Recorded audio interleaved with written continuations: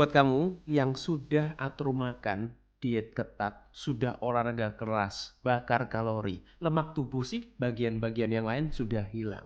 Tapi ada satu bagian yang susah banget hilang biasanya, yaitu lemak perut bagian bawah. Dan seringkali orang stres banget, ini gimana lemak perut kok membandel banget yang bagian bawah ini. Kali ini saya akan share, ini adalah sebabnya kenapa lemak perut susah untuk hilang di bagian bawah terutama ya, meski sudah diet dan olahraga. Dan tentu juga solusinya. Simak setelah yang satu ini.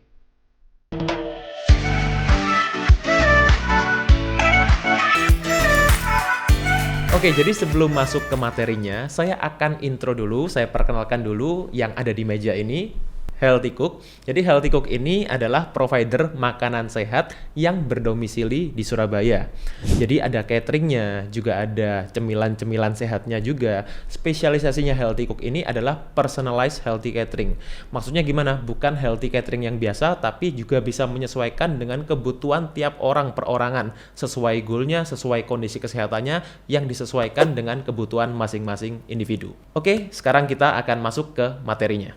Halo Sobat Sehat, jumpa lagi bersama dengan saya Dr. Hans di channel kesayangan kita SB30 Health episode Panas, panduan nutrisi tanpa sensor. Dan kali ini saya akan share mengenai kenapa sih lemak perut bagian bawah itu susah banget untuk hilang dengan segala macam cara, diet, olahraga, minum suplemen, dan lain-lain.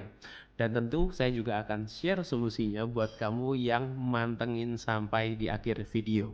Jadi kali ini saya akan share dulu mengenai apa sih yang biasanya orang lakukan ya selama ini untuk membakar lemak perut bagian bawah ini terutama ya.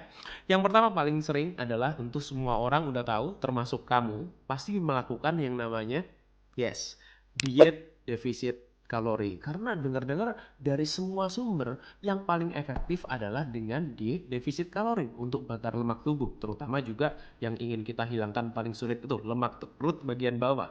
Kalau masih belum hilang, diturunin lagi kalorinya. Jadi untuk intake kalorinya diturunin terus menerus dan akhirnya sampai orang stres, badannya lemes tapi lemak perut bagian bawahnya juga masih nggak hilang-hilang. Yang kedua adalah olahraga. Tujuan olahraga selama ini adalah kebanyakan orang untuk bakar kalori. Again, fokusnya adalah pada defisit kalori.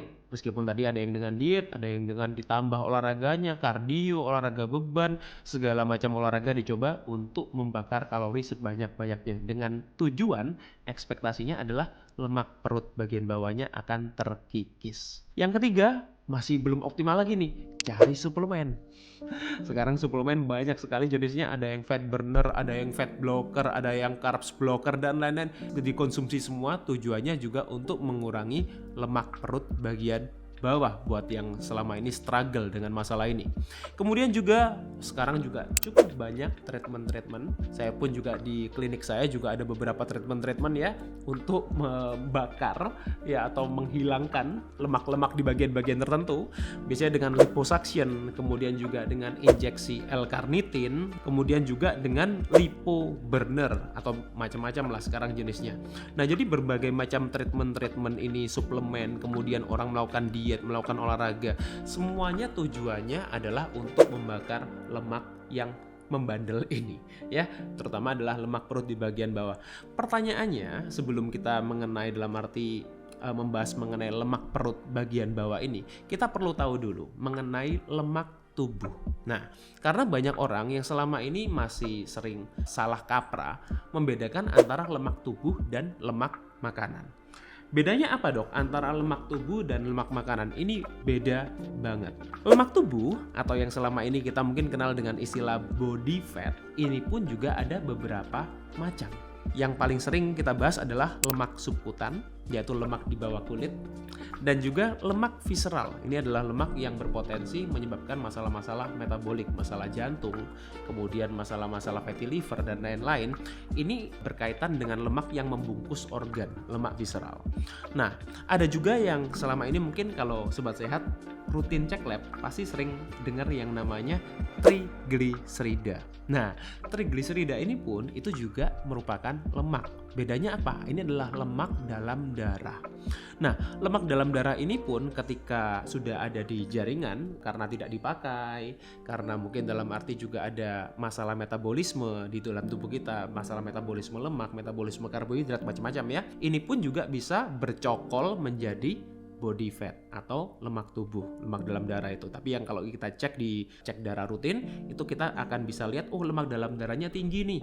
Nah, yang kita katakan biasanya adalah karena bukan terlalu banyak lemak, tapi terlalu banyak konsumsi karbohidrat. Nah itu ya, makanya kita perlu bedakan antara lemak tubuh, lemak darah dengan lemak makanan. Ya, lemak makanan itu apa, Dok? Lemak makanan itu yang saya sebut adalah dietary fat. Ya, dietary fat itu yang selama ini kita tahu ada yang namanya lemak jenuh, lemak tak jenuh, lemak tak jenuh tunggal, tak jenuh ganda, kemudian juga ada lemak trans. Inilah yang kita katakan lemak makanan atau dietary fat. Kenapa sih, Dok, kok kita perlu tahu bedanya ini? Supaya sobat sehat nggak salah paham mengenai lemak makanan. Karena kan selama ini lemak makanan itu cukup banyak ya, sampai detik ini orang itu demonizing yang namanya fat. Karena katanya lemak itu bahaya buat kesehatan, katanya lemak itu juga dalam arti bikin gemuk, lemak itu juga bahaya untuk meningkatkan kolesterol dan lain-lain. Nah ini, karena sebenarnya lemak makanan itu tidak menyebabkan penumpukan lemak tubuh, terutama juga lemak perut. Jadi jangan salah kaprah, oh kalau kita udah konsumsi segala macam yang low fat milk, low fat yogurt, low fat cheese, tapi kok lemak tubuhnya masih banyak. Karena apa? Ya karena memang lemak makanan tidak menyebabkan penumpukan lemak tubuh. Gimana kalau kebanyakan, Dok? Ya kalau kebanyakan semuanya ya menyebabkan penumpukan ya, bukan cuma lemak, protein pun kalau terlalu banyak juga sama. Tapi konteksnya yang ingin saya bawa di sini adalah jangan berpikir bahwa lemak makanan itu yang menyebabkan lemak tubuh kita itu sulit untuk hilang, sulit untuk dibakar. Bukan itu penyebabnya. Lalu apa? Simak terus. Kemudian kita ingin tahu kan, terus apa, Dok, yang bikin lemak perut itu membandel? Nah, di sini saya akan share ada 6 hal ya yang menyebabkan, yang berhubungan dengan penumpukan lemak perut atau lemak perut bagian bawah, terutama yang membandel, sulit untuk dibakar itu. Sekalipun mungkin lemak perutnya sudah berkurang banyak, tapi yang bagian bawah kok masih nyantol ya di sini ya. Nah, ini. Yang pertama adalah faktornya mengenai yang namanya jenis kelamin. Nah, jenis kelamin pria wanita ya, saya hanya bahas dua di sini tentunya, pria dan wanita. Pria itu memang punya tendensi untuk menyimpan lemak itu lebih besar di bagian ini ya, jadi di bagian sentral, itu di bagian midsection, jadi di bagian tengah tubuh, di bagian perut. Ini memang struggle-nya cowok di situ. Beda sama cewek. Bedanya karena apa? Karena faktor hormonalnya. Cewek itu lebih cenderung menyimpan lemak itu di bagian bawah tubuh. Itu biasanya di bagian lower body-nya itu lebih besar untuk menyimpan lemaknya. Sedangkan cowok struggle-nya ada di bagian perut. Jadi tentunya yang seringkali mengalami masalah-masalah seperti ini lebih umum pada cowok, lebih umum pada pria daripada wanita. Yang kedua adalah genetik. Nah, genetik ini masih sama dengan distribusi lemak, tapi ini bukan ke arah jenis kelamin, tapi distribusi lemak. Contoh kayak seperti ini. Ada orang yang lebih, ketika mereka gemuk, mereka lebih gampang untuk gemuk di bagian pipinya. Jadi pipinya gampang tembem. Nah, kebanyakan cewek-cewek ini yang jadi problem kan, ketika wah, ini saya nambah berat badan tapi kok kelihatan di kamera udah tembem nih pipinya gitu. Ada yang di bagian lengan, ada yang di bagian paha, ada yang di bagian ini love handle-nya ini. Nah macam-macam. Memang setiap orang ini kita nggak bisa memilih, oh saya mau kalau nambah lemak di bagian ini aja, nggak mau di bagian ini, nggak bisa. Karena apa? Karena itu genetiknya setiap orang, memang distribusi lemaknya berbeda-beda. Yang ketiga adalah reseptor lemak dan partikel lemak. Nah ini nanti saya akan bahas lebih lanjut ya. Jadi reseptor lemak ini seperti ini. Jadi kita punya reseptor lemak kita itu ada dua reseptor besar, yaitu reseptor alfa, ada reseptor beta. Nanti ada juga pembagiannya beta 1, beta 2, tapi saya nggak mau membuat itu kompleks. Kita perlu tahu dua saja, ada alfa, ada beta. Reseptor ini berkaitan dengan reseptor yang namanya adrenergic gitu. Jadi berkaitan dengan kita punya yang namanya katekolamin, ya nggak perlu dibuat bingung ya. Jadi katekolamin itu adalah sekumpulan kita punya protein yang berkaitan dengan adrenalin, noradrenalin, dopamin dan lain-lain. Nah ini mengikat reseptor di dalam tubuh kita. Nah, reseptor lemak di dalam tubuh kita itu kan ada di seluruh tubuh kita ya. Ketika kita berbicara mengenai kenapa kok orang itu lebih mudah membakar lemak di bagian-bagian ini ya, di bagian-bagian misalnya kita di bagian lengan, di bagian kaki pada umumnya, di bagian kaki, kemudian di bagian kalau cowok mungkin di bagian dada, itu lebih mudah terbakarnya dibanding di area perut, terutama perut bagian bawah. Kenapa? Karena kita reseptor beta di dalam kita punya tubuh di bagian perut ini lebih sedikit dibandingkan reseptor alfanya. Yang lebih dominan di perut itu adalah reseptor alfanya. Emang kenapa dok kalau reseptor alfanya lebih banyak daripada reseptor beta? Nah ini, jadi reseptor beta ya, kita punya reseptor beta. Reseptor beta ini punya sifat untuk memobilisasi lemak, itu untuk membakar lemak menjadi energi itu ya. Jadi memobilisasi itu penggunaan lemaknya itu lebih mudah untuk di dalam tubuh kita mengubah lemak menjadi energi. Sedangkan reseptor alfa itu punya sifat yang sebaliknya. Dia menghambat pembakaran lemak, itu reseptornya. Nah, sedangkan yang ada di dalam lemak tubuh bagian ini ya, bagian perut ini, bagian lemak bagian bawah perut bagian bawah ini lebih banyak adalah reseptor alfanya. Itulah yang menyebabkan kenapa lemak perut bagian bawah itu lebih sulit untuk dibakar. Nah, jadi itu misteri yang selama ini mungkin masih belum banyak terungkap ya.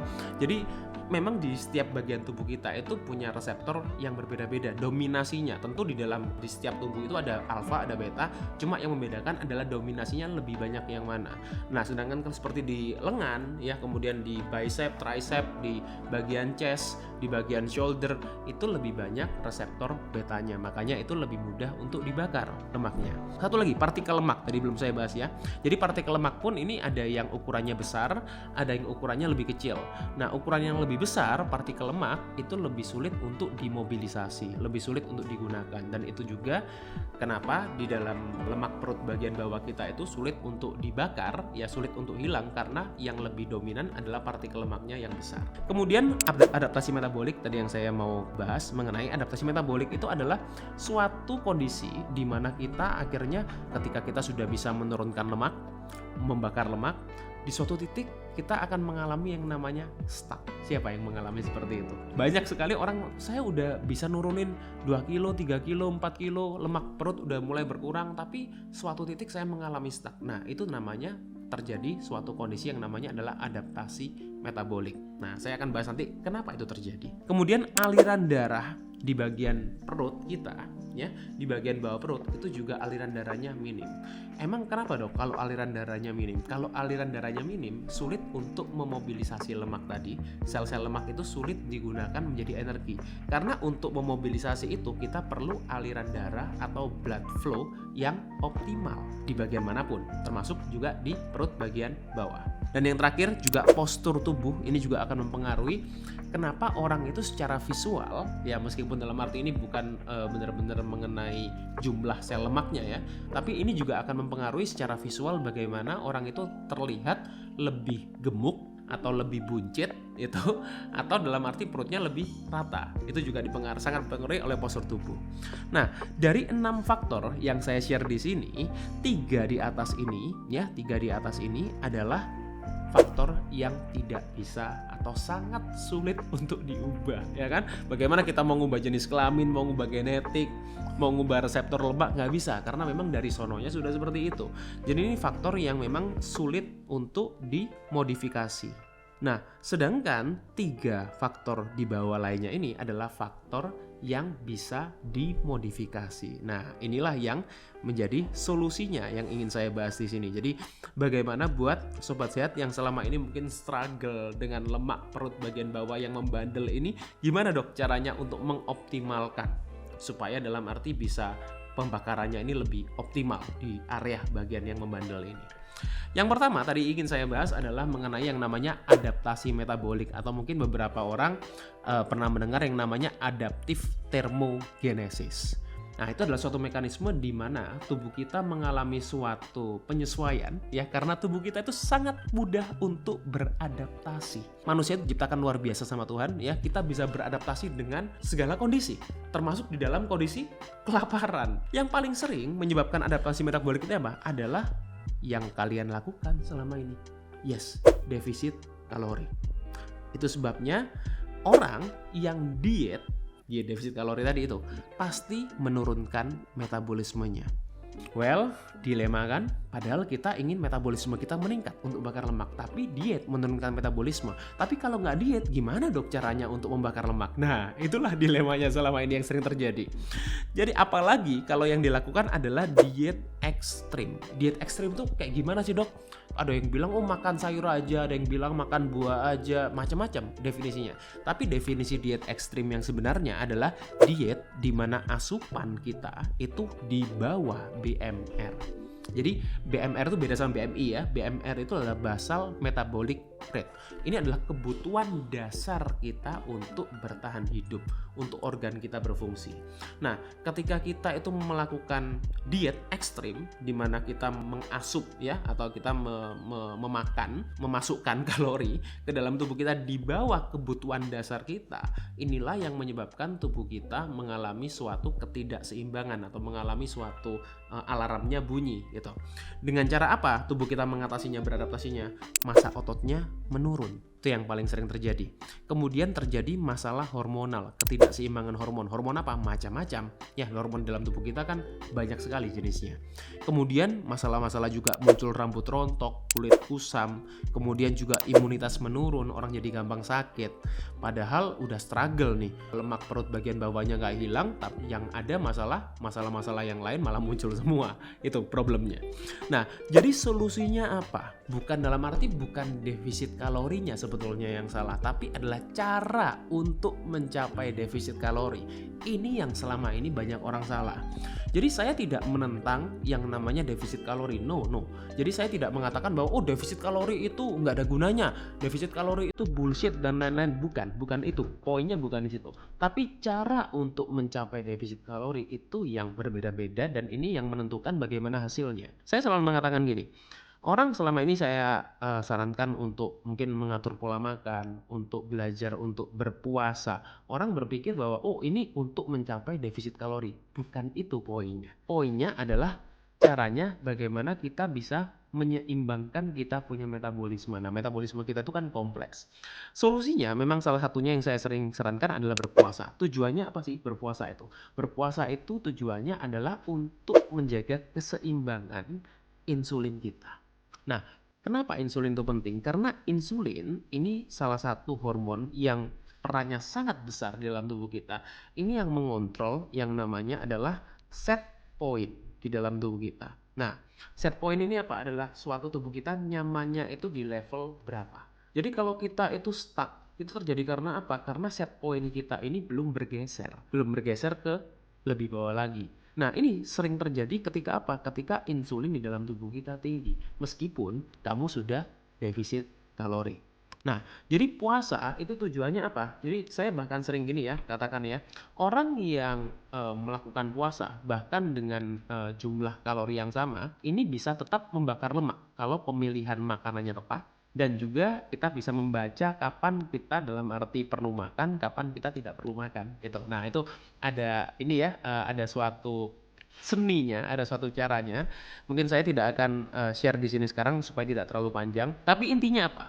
Puasa ini adalah untuk menyeimbangkan insulin, untuk menurunkan kita punya set point supaya tubuh kita itu bisa membakar lemak. Karena kalau insulin tinggi di dalam tubuh kita akan sulit sekali untuk membakar lemak meskipun defisit kalori. Yang kedua adalah apa? Yang kedua adalah kurangi karbohidrat, terutama karbohidrat yang selain serat. Kalau karbohidrat yang jenisnya serat nggak ada masalah, tapi kalau karbohidratnya yang olahan, kemudian karbohidrat yang tinggi gula terutama, ini bisa meningkatkan insulin yang membuat kita juga sulit membakar lemak.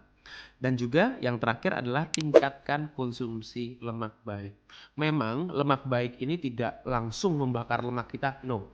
Tapi secara indirectly, secara tidak langsung, kita akan punya respon insulin yang lebih stabil dan kita juga akan kenyang lebih lama, itu kan tujuannya. Karena banyak orang yang selama ini sulit untuk mengontrol rasa laparnya, craving dan lain-lain. Akibatnya apa? Mereka ujung-ujungnya juga akan makan juga. Yang kedua adalah aliran darah. Nah, aliran darah ini memang karena memang terbatas, lebih minim di area bagian perut. Kita ada beberapa cara untuk meningkatkan aliran darah. Yang pertama adalah Yes, olahraga, terutama olahraga yang fokusnya di bagian perut ini.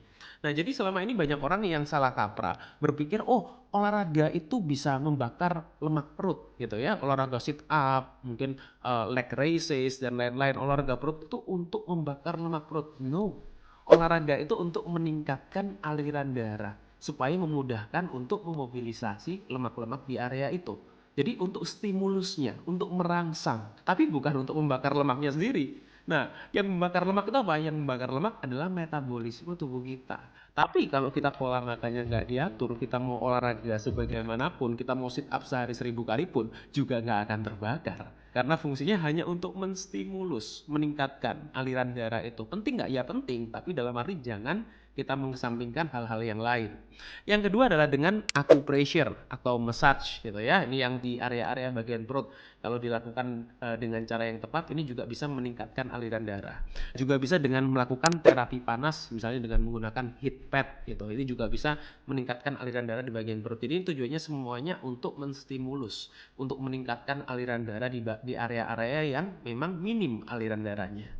Dan yang terakhir tadi yang saya mau bahas adalah mengenai postur tubuh. Nah, memang postur tubuh ini tidak mempengaruhi kadar lemak secara langsung, tapi ini bisa mempengaruhi yang namanya visual. Ya, nah jadi beberapa postur tubuh yang saya tidak sarankan adalah shoulder protection dan anterior pelvic tilt. Nah, jadi mungkin di sini akan saya tunjukkan gambarnya ya supaya sobat sehat lebih paham. Jadi shoulder protection itu cenderungnya seperti di saat posisi berdiri kita akan cenderung lebih memajukan kepala seperti ini. Nah, mungkin orang tidak sadar melakukannya, tapi ketika dilakukan terus-menerus ya jadi kebiasaan, ini akan menyebabkan kita menekan perut bagian tengah dan bagian perut bagian bawah akan kelihatan keluar gitu.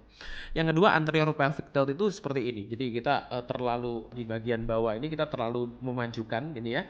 Ini biasanya terjadi ketika apa? Ketika orang terlalu sering duduk atau terlalu lama duduk. Ini yang bisa menyebabkan masalah anterior pelvic tilt. Ini juga bisa menyebabkan orang sering cedera bagian punggung biasanya karena punggungnya juga kurang kuat. Jadi solusinya apa? Pertama adalah perkuat pinggul, hips. Nah, jadi banyak ya latihan-latihan sekarang untuk menguatkan pinggul, itu misalnya hip thrust, itu bridge dan lain-lain gitu. Bisa di-search sendiri bagaimana cara memperkuat pinggul, latihannya apa aja. Dan juga punggung bagian atas itu. Jadi kita di upper back itu juga perlu dilatih untuk mencegah terjadinya postur-postur yang salah. Hindari duduk terlalu lama, tentu ini penting banget ya. Jadi kalau misalnya buat sobat sehat yang ngantor, yang duduknya itu panjang, sesekali berdiri, sesekali stretching, itu akan lebih baik ya supaya duduknya tidak terlalu lama yang menyebabkan anterior pelvic tilt. Yang terakhir adalah lakukan stomach vacuum exercise. Di search sendiri tuh sekarang banyak banget tuh bagaimana kita melakukan stomach vacuum exercise ya supaya kita juga secara visual juga akan lebih indah dilihatnya gitu. Nah, jadi kesimpulannya apa? Pertama yang ingin saya sampaikan, tubuh sebagus apapun itu tetap punya lemak perut bagian bawah. Jadi kita perlu yang namanya realistis. Be realistic. Kenapa orang punya badan yang six pack, cewek yang punya 11 abs dan lain-lain ya, punya dalam arti garis perut dan lain-lain. Ini tetap dalam arti ketika di posisi-posisi tertentu. Misalnya mereka posisi duduk, pakai sepatu dan lain-lain ya. Ini juga bisa mereka akan tetap terlihat lipatan lemak perutnya. Jadi nggak bener-bener flat gitu loh di semua posisi. Tergantung apa? Tergantung posturnya, tergantung angle-nya tuh ya kalau buat yang foto-foto, tergantung lighting-nya. Jadi buat kalian yang selama ini mungkin lihat wah ini fotonya bagus banget nih, videonya bagus banget. Nah, itu juga ya, angle lighting itu pengaruh banget. Jadi jangan berpikir bahwa semua orang itu akan di semua posisi akan terlihat perfect. Yang kedua adalah body fat di bawah normal yang selama ini ditunjukkan di foto-foto yang kelihatannya keren banget dan lain-lain, itu juga tidak di-maintain setiap waktu. Jadi ini bukan masalah on season off season, bukan ya. Tapi ketika orang itu punya intensi tertentu, misalnya photo shoot, video shoot, memang itu momen-momen di mana mereka menjaga body fatnya mereka lebih rendah yang terlihat di kamera itu begitu bagus, begitu indah gitu. Tapi bukan berarti mereka bisa memaintain itu akan mudah dimaintain sepanjang waktu. Kalaupun ada, biasanya ya memang untuk orang-orang yang sifatnya kompetitif gitu, untuk tanding gitu. Di lain daripada itu, biasanya juga orang tidak akan bisa maintain sepanjang waktu seperti itu. Kemudian bentuk perut itu juga dipengaruhi proses fisiologis. Jadi ketika makan ya, ketika belum BAB, ketika cewek lagi PMS, retensi air meningkat, makanya perutnya kelihatan lebih besar, kelihatan lebih bloating. Nah, itu juga kita perlu tahu. Jadi proses-proses fisiologis ini normal. Ya, jangan berpikir bahwa perut itu akan flat sepanjang waktu. Dan yang terakhir juga kita perlu evaluasi progres dari waktu ke waktu. Kalau memang kita mau menurunkan lemak tubuh, kita mau membakar lemak perut, evaluasilah dari waktu ke waktu. Jangan terlalu sering, tapi dalam arti yang paling penting adalah jangan bandingkan dengan orang lain. Ya, karena setiap orang punya genetik yang berbeda, meskipun dengan body fat yang sama hasilnya bisa berbeda. Ya, be realistic, jangan lupa, dan kita evaluasi, kita bandingkan dengan diri kita sendiri dari waktu ke waktu. Semoga sampai sini bisa dipahami, bisa diterima, dan sekarang Sobat Sehat lebih paham bagaimana sih cara kerja tubuh kita, kenapa kok lemak perut ini bisa tetap kelihatan meskipun kita body fatnya sudah rendah. Semoga bermanfaat, stay fit and stay healthy. Kemudian kita ingin tahu kan, terus apa dok yang bikin lemak perut itu membandel? Yang pertama adalah faktornya mengenai yang namanya jenis kelamin. Nah, jenis kelamin pria wanita ya, saya hanya bahas dua di sini tentunya, pria dan wanita. Pria itu memang punya tendensi untuk menyimpan lemak itu lebih besar di bagian ini ya, jadi di bagian sentral. Yang kedua adalah genetik. Nah, yang ketiga adalah reseptor lemak dan partikel lemak. Nah, ini. Kemudian adaptasi metabolik tadi yang saya mau bahas mengenai adaptasi metabolik itu adalah suatu kondisi di mana kita akhirnya ketika kita sudah bisa menurunkan lemak, membakar lemak, di suatu titik kita akan mengalami yang namanya stuck. Kemudian aliran darah di bagian perut kita ya, di bagian bawah perut itu juga aliran darahnya minim. Dan yang terakhir juga postur tubuh ini juga akan mempengaruhi